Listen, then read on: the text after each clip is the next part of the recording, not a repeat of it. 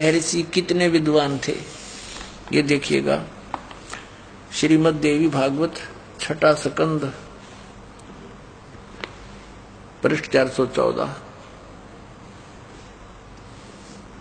और यहां देखिएगा, जन्मेजय ने पूछा, जन्मेजय ने पूछा महाभाग किस युग में कैसा धर्म का स्वरूप है, इस संपूर्ण विषय को विशेष रूप से बताने की कृपा कीजिए।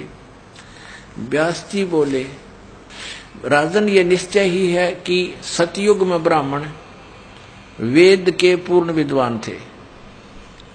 उनके द्वारा निरंतर भगवती जगदम्बा की आराधना होती थी। भगवती का दर्शन करने के लिए उनका मन सदा ललायित रहता था। प्रत्येक गांव में शक्ति मंदिर का उद्घाटन हो, यानी दुर्गा का मंदिर हो, इस विषय की उनके मन में बड़ी उत्सुकता थी। अब देखिए क्या कहा व्यास जी ने कि सतयुग के ब्राह्मण ऋषि महर्षि जिनको कहते हैं, ये वेद के पूर्ण विद्वान थे और दुर्गा की पूजा करते थे। ये खाक विद्वान थे वेद के। वेद में कहीं लिखा है दुर्गा की पूजा के विषय में? और अभी आपने पढ़ा इसी पवित्र देवी पुराण के 7वें स्कंद में और 562 पृष्ठ पे हिमालय को ज्ञान देते समय दुर्गा खुद कह रही है कि मेरी पूजा भी त्याग दो, केवल एक ब्रह्म की पूजा करो, जैसा इसने नॉलेज है। और कहा उसका ओम नाम है, ओम नाम का जाप करो, ब्रह्म प्राप्ति उद्देश्य रखो, इससे तुम्हारा कल्याण होगा और तुम उसको प्राप्त कर जाओगे जो ब्रह्म लोक में रहता है। अब इन सतयुग के विद्वानों को दुर्गा के इस स्टेटमेंट ने फेल कर दिया। वो तो कहती है कि ब्रह्म का जाप करो, सब मेरी पूजा भी त्याग दो और सब बातों को छोड़ दो। और ये वेद के विद्वान कहाँ हैं? और ये कहते हैं कि वो दुर्गा की पूजा कराया करते। बताओ, ये है इनका अध्यात्म ज्ञान। अब देखिएगा, हम पढ़ रहे हैं, ये छठा स्कंद आपको दिखाया, फिर देख लीजिए एक बार। 414 पृष्ठ है। जन्मेजय ने पूछा महाभाग किस युग में कैसा धर्म का स्वरूप है, इस संपूर्ण विषय को विशेष रूप से बताने की कृपा कीजिए। व्यास जी बोले,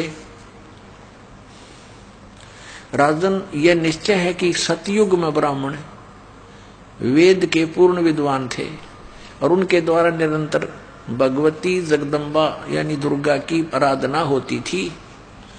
भगवती का दर्शन करने के लिए उनका मन सदा ललायित रहता था और प्रत्येक गांव में शक्ति मंदिर का उद्घाटन हो, इस विषय की उनके मन में बड़ी उत्सुकता थी। बताइए, खाक विद्वान थे वेद के विद्वान का और पूजा करना दुर्गा की। अब फिर यहाँ व्यास जी बता रहे हैं कि धर्म की यही स्थिति त्रेता में भी रही, परंतु कुछ ह्रास हो गया। सतयुग की जो स्थिति थी वह द्वापर में विशेष रूप से कम हो गई। राजन, उन प्राचीन युगों में सतयुग त्रेता द्वापर में जो राक्षस समझे जाते थे वे कलयुग में ब्राह्मण माने जाते हैं।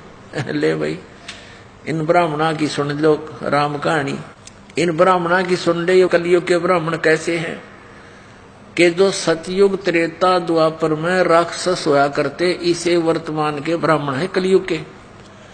और इन ब्राह्मणों ने कबीर परमात्मा के साथ वो जुल्म गुजारे थे जो परमात्मा कहा करते थे तुम गलत साधना कर रहे हो बच्चों, क्यों ब्राह्मण भी तो उसी के बच्चे हैं पूर्ण परमात्मा के। वो सबको सावधान करना चाहते थे कि तुम दोषी हो रहे हो इनको गुमराह करके, लेकिन उन्होंने ऐसे जुल्म गुजारे थे, उनका लीला पढ़ लो तो आंखों से आंसू नहीं सूखे। और ऐसे कर्म राक्षस ही कर सकते हैं।